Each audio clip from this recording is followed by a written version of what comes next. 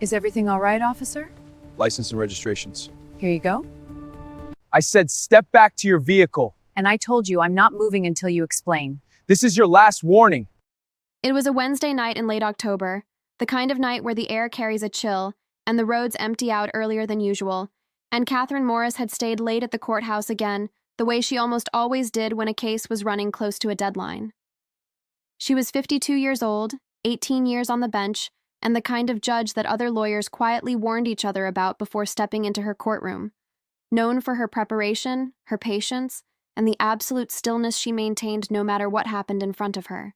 That night she had packed her bag around 9:30, said goodnight to the security guard, and walked out to the parking structure alone in the dark gray coat and white shirt she wore when she was not in robes, the radio off the way she preferred it after long days.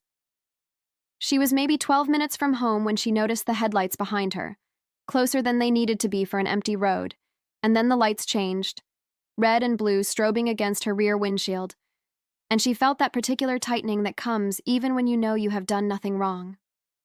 She signaled immediately, pulled over smoothly onto the shoulder with her hands visible on the wheel, and retrieved her license, registration, and insurance card from the glove compartment, holding everything ready before the officer had even reached her window.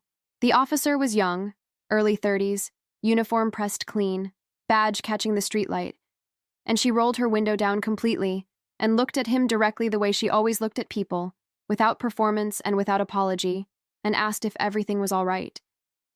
He did not answer her question. He issued the request the way someone issues a command to a person they have already decided is a problem, license and registration, and she handed everything over without hesitation and said, "Here you go," in the same steady tone. The officer took the documents and looked at them for longer than necessary, the kind of deliberate pause meant to communicate something about who holds the power, then walked back to his patrol car while she sat with her hands on the wheel and breathed evenly.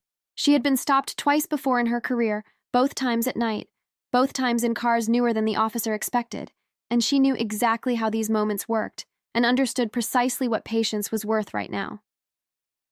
The officer returned after several minutes, handed her documents back without looking at her, then positioned himself behind her window frame and said, "Step out of the vehicle." No explanation, just words delivered as though they required no justification. She asked, "May I ask why?" And he said, "I am not going to ask you again. Step out of the vehicle," as if repetition replaced reasoning, and she stepped out slowly with one hand on the door frame and her documents still in her other hand. He told her to step away from the vehicle, and she told him she was not moving until he explained what she had done to warrant being asked to exit her car. And the conversation stalled the way conversations do when one person wants an explanation and the other does not feel obligated to provide one. She was not aggressive, not raising her voice, not moving toward him or away from him, simply standing on the shoulder of a public road declining to be moved without cause. And she said clearly, "I am asking you to tell me the legal basis for this stop."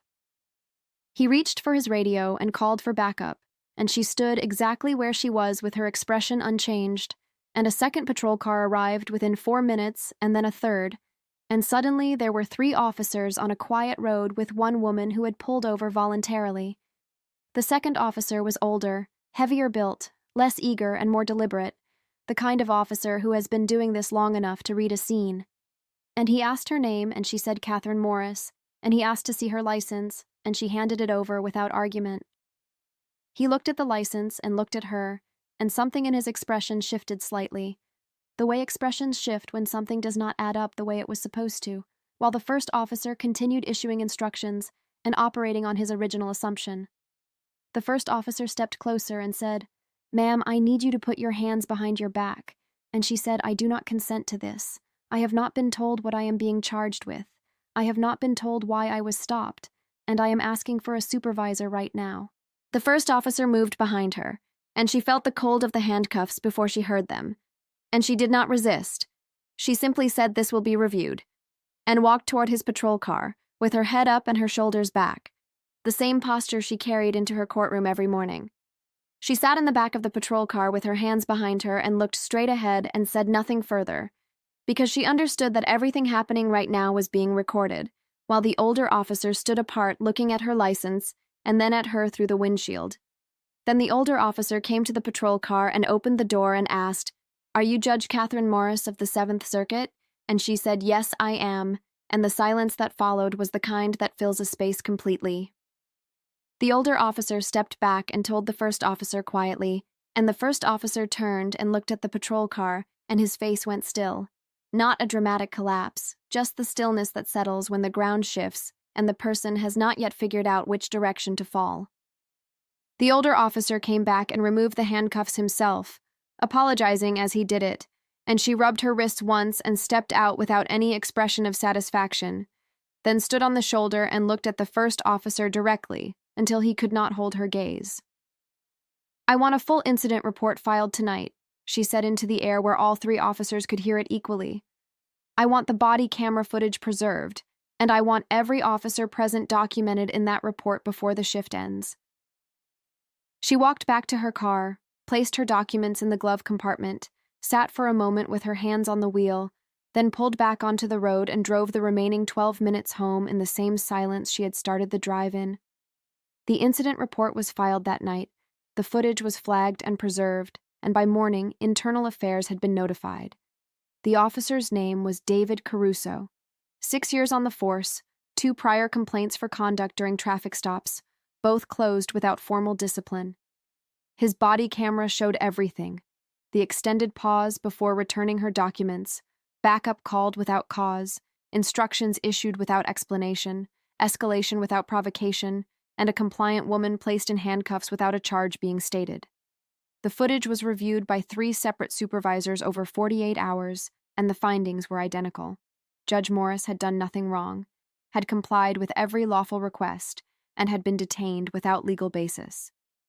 The following morning, Judge Morris filed a formal complaint herself, not through anyone else, not with pressure applied from outside, just the standard process, detailed and factual, and written in the precise language of someone who understood exactly where the legal standards had been violated.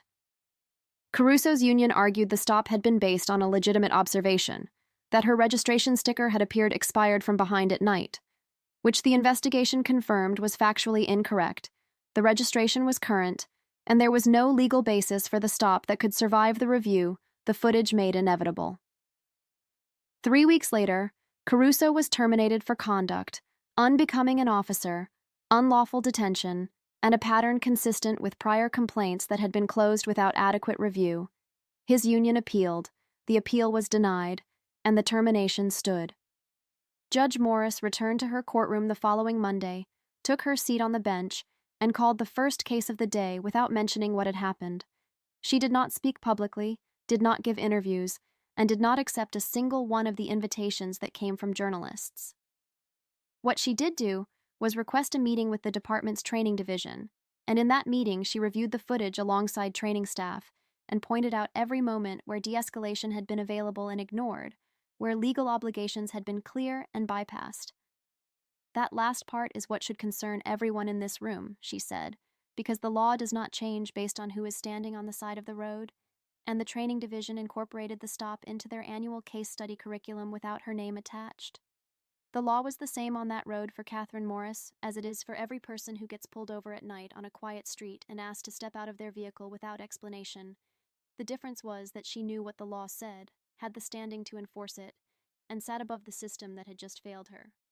Most people in that situation do not have those things, and the road looks different when you are standing on it without them.